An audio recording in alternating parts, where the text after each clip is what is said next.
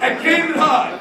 Now, even though OG was a council person running on Dana's side, OG's a good guy, but even with OG, let me just say this, a basketball star, great guy, people love him, Don Norcross beats OG at Camden High. When I saw that, first of all, when I saw the numbers, we walked into Camden High, our campaign, at the end of the day, and we're feeling so good, and we've got, 40 locations all around the city of Camden, and there's, we had people at every single booth, and we had people at 8 o'clock at the end of the day. They're there to write down the numbers to see where we are, and I was assigned, myself and one other person, we were assigned to Camden High. And Camden High was our #1 area. We said, boy, it's going to be great here at Camden High, and we already went there throughout the day. The guy said, man, you're spanking Dana's butt here. The guy over there. And even when Dana got there, Dana asked, how we doing? Ahmir's got you over here. You got to imagine how I felt. I'm looking at Camden High. It's 8 o'clock. Boy, things closed. We were so confident. We had a band down the street. A band. We had dancers in the street. You thought it was a carnival. They're celebrating and dancing. And I look up on the wall, and they start bringing the print out. And I start looking at the 4 machines. Ahmir Kahn. 18 votes. 18 votes. 20-something, 30-something. Got like 100 or so votes at Camden High. Districts, 1 and 2 of Ward 2, where we knocked on every door, know everybody, grew up there, father, doctor there, on and on and on and on and on. I got more than that, people working for me there. You on the streets there, we had all that many people working for us. 100 people. And it took me a day or two just to recover because I felt like I got hit by a Mack truck. But by Thursday or Friday, Grancha said to me, she said, we got that many people in our family, people from the community. She said, how was it 126 votes? And that's what caused us to go out there and start, checking in what's going on. That's what caused us to rally people and hit the communities to find what's going on. And by the time we saw the numbers, people saying, you can't tell me you have 300 people voting here that voted for us and only 126 show up. Something's wrong here. Either all those people are lying, or there's something wrong with the machines. So we said, well, let's try other areas. Send teams of people out. So we said, well, let's do multiple districts, and let's do multiple machines. So we did 2 wards, or 4 wards in Camden. So 2 of the wards we did.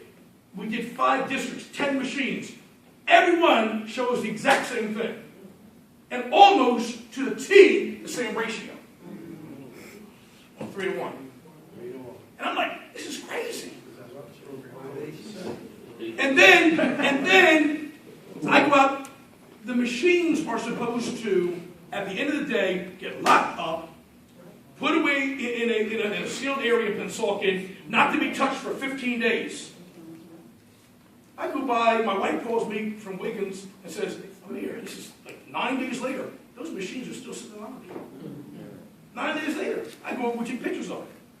I go in and show this firm. They said, well, they kind of disappointed me. I said, I caught him red-handed. See, you didn't catch him red-handed. They do that purposely. They leave him out purposely. They didn't deliver him early. Then he pulled up on his phone. He said, look, I'm going to show you machines with the doors open in the back while people are voting. So what's that about? He said they do it purposely because when something comes up and like we catch him red-handed, they can say, well, it's human error. Somebody didn't pick up the machines. So it was all part of their plan. They've been doing this for decades now. Watch this.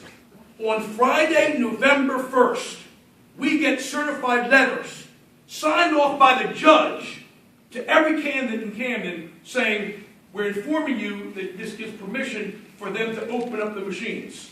Not every candidate. Not everybody? What happened? I didn't get one. No, they certified mail instead of in person like the requirement. You were CC, you might not have got it, but if you were CC, it was on there. And then, the day after the election, it comes back and says, oh, we don't have to open it up now. We withdrew it. And then there are judges signing off on this. Okay? So what we did was, this is the firm right here that they contacted us. This is Fred, and Fred's brother is Eugene. Eugene, their organization, Eugene again, attorney-at-law. He was Senator Lautenberg's attorney, largest lawsuit for civil rights in the state of New Jersey, on and on and on and on and on. But their firm, and today Eugene couldn't make it, but Fred's here, brilliant. a young man that's a historian that blows me away when he talks. But when you hear what they've been fighting at for 14 years, this is not new. The only difference is their firm and their organization, they're large enough, big enough with the money to help us fight this thing. We got to fight this thing at the federal level. That's what we're doing. And we need you to be a part of it. So come on, put your hands together. And pray. If you don't mind, forgive me, I'm fighting MS. The Lord don't give you nothing He don't expect you to handle, so I'm not sweating. Here's the situation. As Ahmir told you, we were watching your election for 3 or 4 months in advance because we felt you were the front runner and the best choice. And I'm not saying that to kiss your butt in front of your friends. We were watching you on purpose because we were saying, okay, how are they going to take this away? That's what we were watching. And we have these photos came into Gloucester Township. We have reports from all over the state of the tampering of those shoes. This started years ago. My brother, who was unable to be here tonight, actually decertified both the Democrat and Republican parties in 2000. You never heard about it because as you went through with the schools, at that time, Christy Whitman appointed a special judge to overturn the decision 3 days before the election and then appointed them to the Superior Court bench immediately afterward as their reward for turning it over sua sponte. Sua sponte means hearing no evidence and having no testimony. They just made the decision and prevented that from happening. Okay, if I don't reach you, raise a hand if you can't hear me, just so I can sound a little louder. My hearing's not so loud. What we came to talk to you about today is there's already action that's been taken on behalf of the citizens and the voters in this state, and that includes yourselves. We knew that this man probably won the election, but we weren't going to be able to prove it until we could take away the Sequoia voting machines. We already know about how you can find out how we're working on reconstructing how they manipulate the ballot position and everything else. That's not for tonight's discussion. The Sequoia voting machines can be tampered with to do something called ballot shaving. If you're familiar with sports gambling, and again, we're in a church, house of God, so I expect we're going to say that not everybody knows what that is. They don't have to turn the outcome of the election. They just want to keep it close for the money. Now, in this district, it probably was to change the outcome. But if you go back to the state special Senate election, where Mr. Booker won the election, according to the reports of the machines, and probably genuinely did. But Mr. Lonigan was only 8 points behind. I got news for you. I don't necessarily look like a South Jersey Democrat. I tend to vote middle of the road. But I certainly didn't support Mr. Lonigan. And neither did a great deal of the folks in the hard right side of the Republican Party.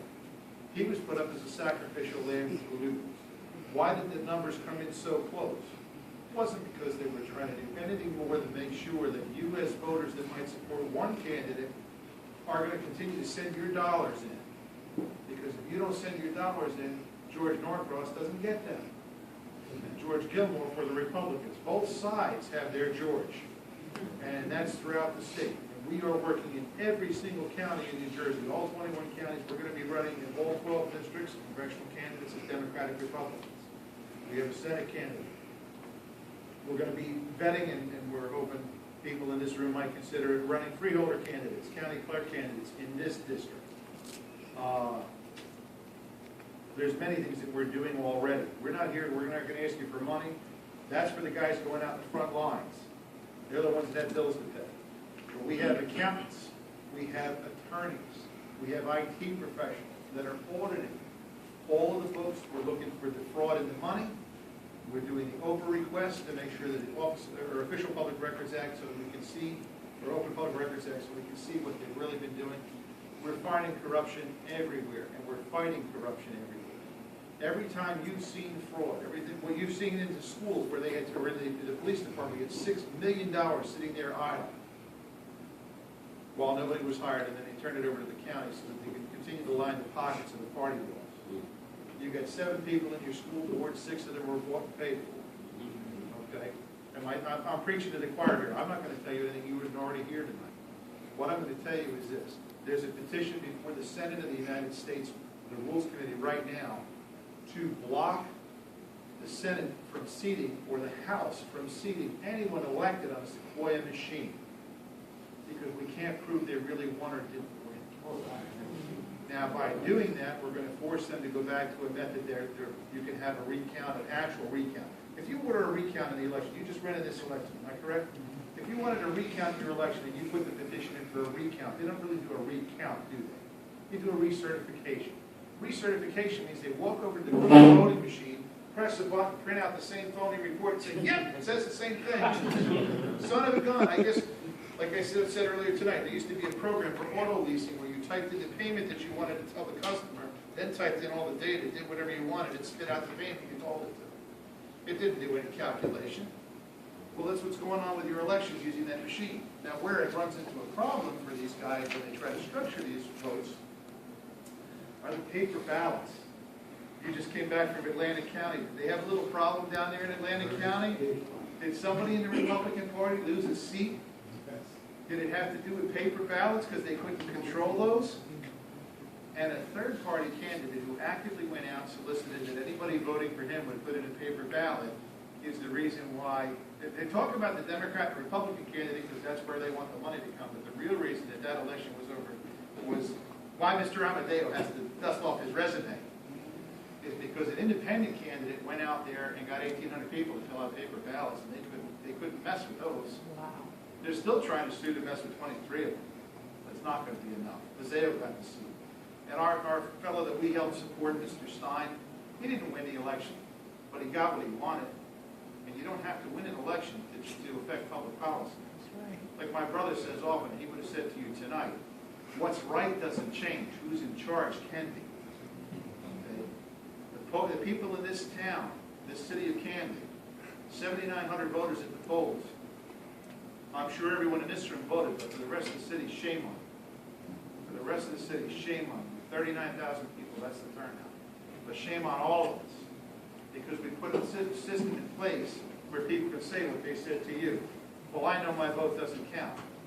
Well, I'm out there, and we have a say, again, some of us are a little bit, maybe a little too patriotic at times. But when we shake hands with each other, we'll say the letters LFSH, which you've heard me say before. Lives, fortune, sacred honor. Okay, we may be living on McDouble, but you got all I got, right? Fighting for this. Okay, we're going to do everything we can to make sure that that ballot is protected. I don't care if I lose an election in a fair election, but I'm going to be damned if I'm going to let it be stolen. I apologize for language in the house of God. But as I said to you, I'm sure St. Peter, as a fisherman at 40-some years old, might have sworn a few times before meeting our Lord. He probably was, well, he was no shrinking Bible, let's put it that way. We have an organization, again, mostly professionals, but we went out and we've actively selected throughout the state independent candidates, people who are not beholden to George Norcross, people who are not beholden to George Gilmore. Okay? And we've talked to them, considered where they stand, and found our common ground, and now they're running as Democratic Republicans. I hope you'll join us, but if you don't, that's okay. We absolutely endorse Mr. Kahn. You know, make no mistake, the Democratic Republic organization in New Jersey endorses Ahmir Kahn, whatever he chooses to run. We are going to be running a candidate against Mr. Andrews down here. Mr. Andrews has not been to any of your meetings, I would imagine. Nope. Can you get him to return a phone call? Well, I got a secret for you. It's not entirely his fault. How big is your congressional district? Before we get into it. 3/4 of a million, somebody else? You have about 778,000 people in your congressional district. Forget the city. Who among you, when you study the Bill of Rights, remembers how many articles were in the Bill of Rights? It's okay. It was 10. If you didn't know, they tell you it was 10. It wasn't 10. There were 12. The most contentious issue in 1789, after the Constitution was ratified, was not about your right to free speech. Wasn't about freedom of religion. It was about how much power the House of Representatives, the People's House, was going to be allowed to have by limiting the size of the districts. That was the greatest argument. In fact, it's the reason George Mason, you've heard of George Mason University? You know, he didn't sign the Constitution because it didn't make an appropriate provision for appropriate representation. That's not widely known. My brother and I are constitutional scholars. I have research privileges, which I'll brag a little bit, allow me to go to the United States Archives, put on the cotton gloves, and touch the real thing. Because we've been vetted to do that. What we've gone and found is that Article the First, that was believed not to be passed, was in fact ratified. Now, I've come a long way to tell you a very short, very succinct story.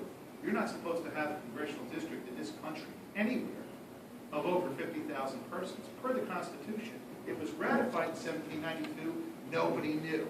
And nobody knew because in 1796, John Dayton, Speaker of the House, realized that was going to lose his power. John Dayton, who was tried and given house arrest for treason, along with Aaron Burr, Deep Six Article the First.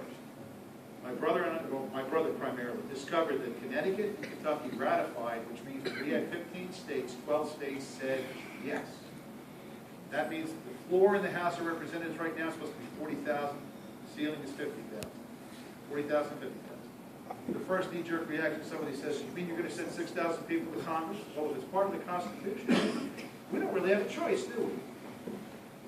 Well, we've proven in court that it's correct. You haven't seen a thing in the newspapers, have you?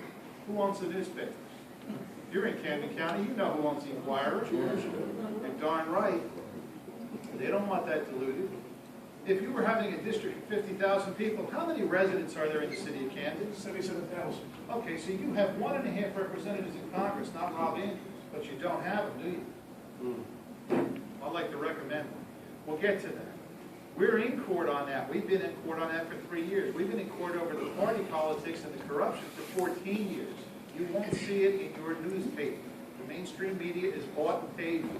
You've got to go door to door. You've got to learn it from people that already know. But we know that already. For a little bit, because if we didn't come and tell you, there's no way you're finding that on the streets of Camden. You're not finding it in the present textbook, and you're sure as heaven not going to find it in the Common Core textbook. Okay? I like that. I know I got the right answer there, didn't I? They can't even get the Second Amendment right. Neither can Steve Lonigan. I'm not worried. I'm running in the 3rd District, by the way, for Congress. But that's, you can't vote for me, but you can smile and tell people what you think. But Fred, I want to make sure we understand for Camden, what that means, what you already discovered, was already before Congress, is that Camden should have 1.5 representatives by itself. The city of Camden, not just by itself. Andrews representing 750,000, but it would be You're city of Camden. supposed to have 15 representatives in this district, not one. Now, people say, well, why would we do that? It's going to cost a fortune in congressional salaries. No, it's not. It's going to cost $4 a head. If we pay them $200,000 and there's 50,000 and there's 50,000 in the district, it's $4 a person. You pay more than that for a darn bumper sticker on the soda. Okay, so yeah, that's we can argue that it's expensive. If it's in the Constitution, we must do it. It represents about 8 minutes of the last published federal budget. 8 minutes. I think we can swing it. In the meantime, when we look at the Electoral College, The purpose of why they kept this hid and not allowing us to have as many representatives. Let me give you an example. In New Jersey, it would mean we have, what, 12 representatives in New Jersey? 12 districts right now. We have 12 representatives in New Jersey. This means we would have probably about 175 representatives representing Jersey or in Washington. Camden wouldn't have, we get a portion of Andrews. Matter of fact, let's be specific. If there's 770,000 people in this district, which there are, and there's 77,000 people in Camden, that's 10%. We're getting 10% of Rob Andrews. In reality, we should have 1.5 representatives from Camden alone down in Washington. Just talking about Camden. How much attention is Rob Andrews going to pay the city of Camden when only 7,000 people goes to the polls? That's 1% of his district. 1%. Not only that, we'll cross Camden by all. 175 people. 175 people. Even if you could write the check, you're going to know, because in a district of 50,000, you might notice the new Mercedes in your representative's driveway. But if your representative lives in Salem County, you're not going to. Okay? You're not going to be able to catch him at the garage. You can elect, and we used this expression earlier tonight, that was first said to me by Pablo Oliveira out of Essex County, who was on the Senate ballot, and is running for as a ward boss in Newark next year as a Democratic Republican. Pablo Oliveira, who they changed his ballot to say Paul Oliver, because they didn't want him to get the ethnic vote in his neighborhood. Pablo Oliveira said, well, this way we can elect the best and brightest instead of the richest whitest. Damn right. Okay. Now, That may seem strange for somebody that looks like me here, but the reality is I'm a patriot. I'm an American before I'm a white man. I'm an American before I'm a Republican or a Democrat. In fact, I'm neither of those. Okay? And I'm a parent with 5 kids. And we've done what we can in our household to make sure our kids get the education they need. And I'm sure you folks have done the same. That doesn't mean we can do it on our own. We're supposed to have public education, and those public education dollars are supposed to be spent on education. Okay? We have, in my middle school, a black principal. And you can't have him, he's the best. Okay? There's no reason there shouldn't be some kind of proportional representation in your city, and I don't understand how there's not that situation, other than that there's an attempt to control. That's exactly what we are, Fred. On the outside. So Fred, right now, you've already filed these petitions. We're already before the Senate Rules Committee over violations committed by all 21 clerks in the special Senate election. Those petitions are signed by 5 of the 8 candidates that were on the ballot, not just a bunch of disgruntled citizens. These are by the guys that actually went out there, were on the ballot in the election. Okay? What they're saying basically is the special election was illegal. That cost $24 million of our money in the state of New Jersey. The new machines would have cost $19 million. They said they haven't had the money for 12 years. We've had They spent $24 million. We've had $18 million in the Department of Elections coffers since 2002 under the Help America Vote Act to upgrade the machines we have to a permanent record of each ballot. That was given to us to do that. Why wasn't it done? Because you can't do a recount. You can only do a recertification. As we said, doing a recount down here to check the votes, all we're going to get is the same phony report. The only thing you can do is go for what we call an election contest, where you can test the conduct of the election. And the way that they hide from that, the reason why we suggested not to file that, is because even if you win, you lose because you can't prove who did it. They put the machines in the hallway 5 days before. They don't pick them up until 5 days afterward. Even if you catch them at the fraud, you can't prove that it was done by them. You can only prove that it happened. You can't prove who took the hen out of the hen house. Matter of fact, what he's talking about, in Salem County, less than an hour from here, a case, you get a chance to look it up, I think it was 2 years ago. They went in there, a guy knew that he had more than the votes that he said, just like we did. They certified it, they went to the court, they looked at it, they saw the machine, they actually had the guy acknowledge that he programmed the machine, took like 3-4 minutes, so that every time you pressed for this person, the vote went there. It went before the courts, the court said, we call that human error, and they turn around and get a revote the next time the person won, hands down. That's what they've been doing with these machines here for decades now. That's why they don't want to change the machines. There's 38 states involved in this litigation. This is just New Jersey. We represent the candidates in, at this point, 11 states. We're working on this all over the country, over specifically this type of fraud. The other, I mean, there's plenty of voter fraud to go around. This is the specific thing that we're fighting right now. The conduct of the elections in the ballot construction, and the conduct of the elections in the ballot tally. We're not talking about phony voters showing up or voter suppression. That's what they're doing, and they're doing a damn good job. I want to make sure that part you just mentioned. We were independent. So if you look on the ballot, there's column 1, column 2. We go in there and rip up, puts everybody in a box, shakes it, pulls out 1 or pulls out 2, Democrat or Republican, and that's what they get column 1 or 2. All the other candidates got stuck in column 7. So column 7 had 5 mayors, or 5 mayor candidates, and 16 council candidates. So you had either 1, 2, all the way to 7, and all the way down the line. Not only They told us it's illegal what they did. Not only is what they did as far as the way they stacked the ballot illegal, neither the Democrat nor the Republican Party qualified for their own column in this election. And in fact, that case is already filed in the state superior court, and we know we're going to have to take it to the Third Circuit. That'll be Stein versus McGettigan. It's already filed. I sent you a copy of it.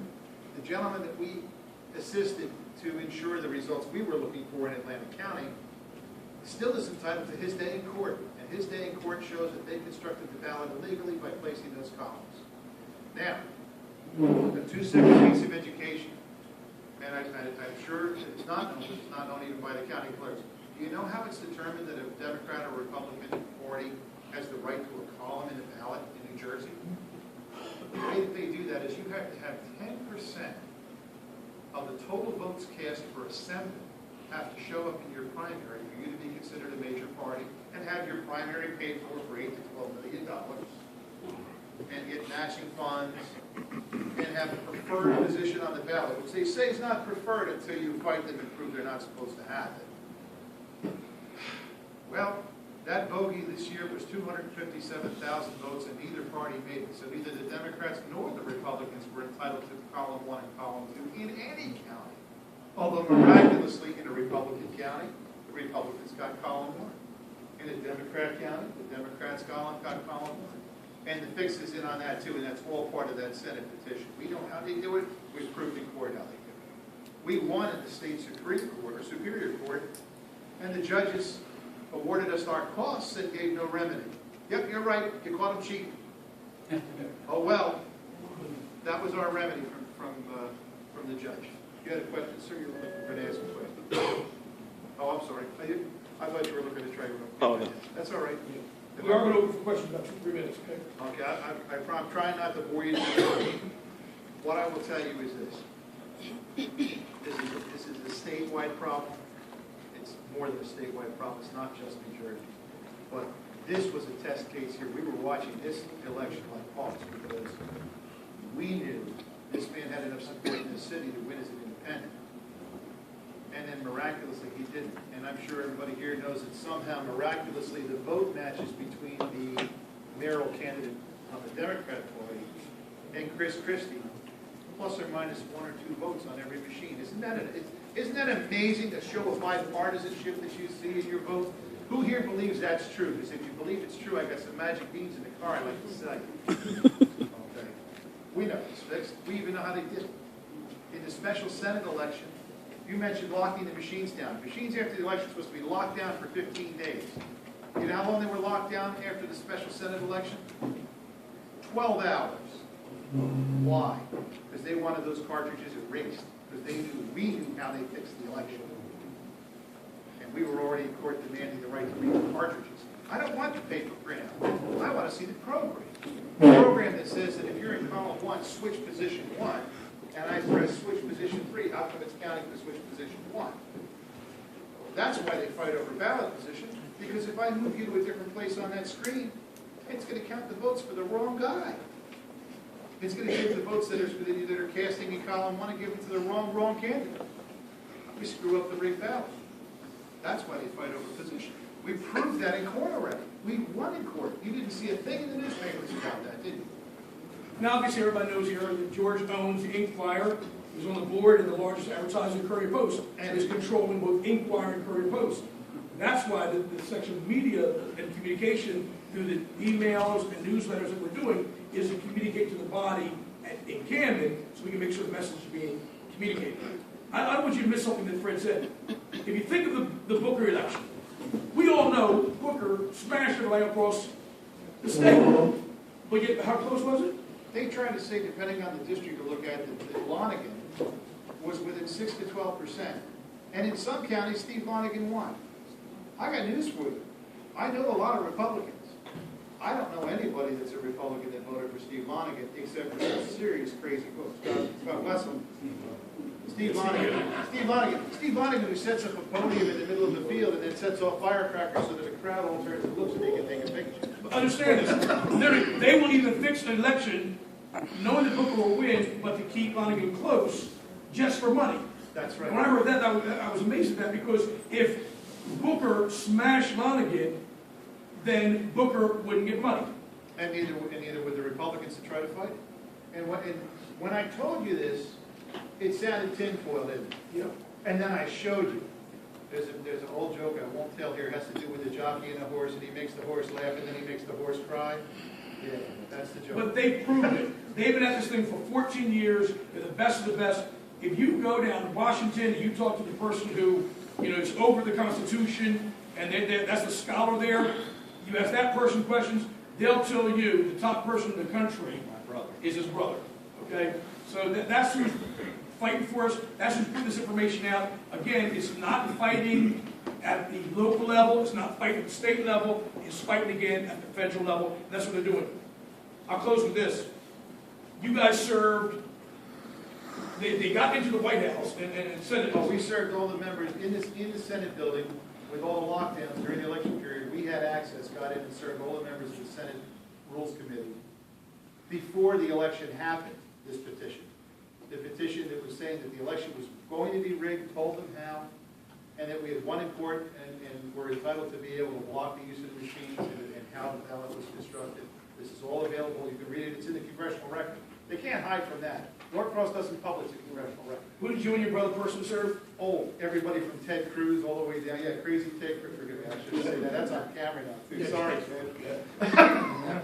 Everybody, every member of the Rules Committee. In fact, the first person served was the President of the Senate. The President of the Senate, if you didn't know that, is the Vice President of the United States, Mr. Kaighn. So every one of them personally received their copy from us. I got pictures. So these are some of the things we're talking about. We promised to go from 7 to 8:30 and then do some questions and answers.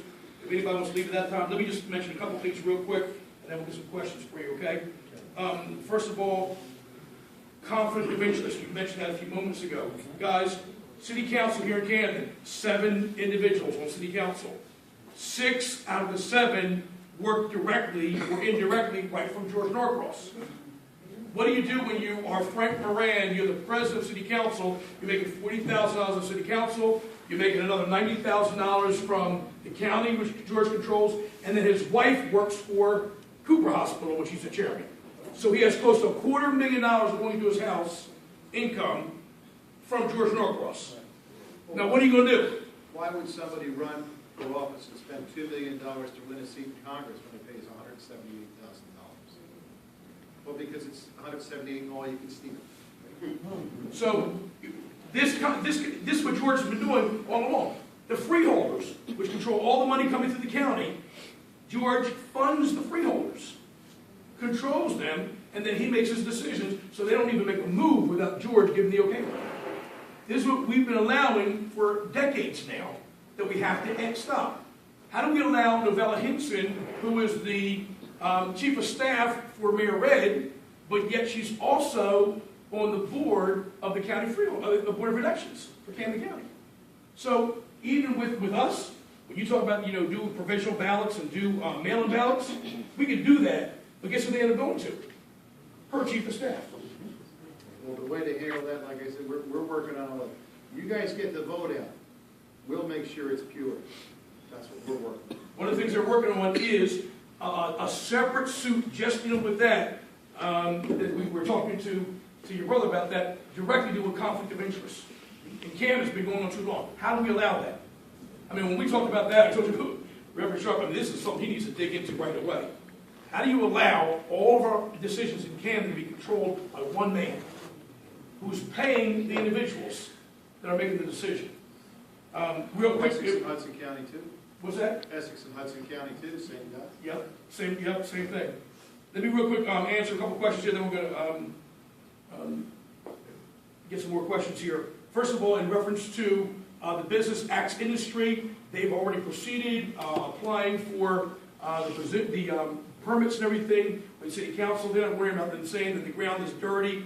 They already got 10 years of reports from the DEP, the Department of Environmental Protection. So they're okay with doing their construction there and hiring those 2,000 individuals, or whatever the amount might be, there at the property. As a matter of fact, Keith, can you do me a favor? Hand me that box right there behind you. As a matter of fact, the partners of that company, Axe Industry, they did something for us tonight. And these guys are billionaires, guys. They're billionaires. Which, by the way, I was really embarrassed by this. Irv Richter, who is the gentleman who owns the company, who came bought the company here in Camden, and we're going to go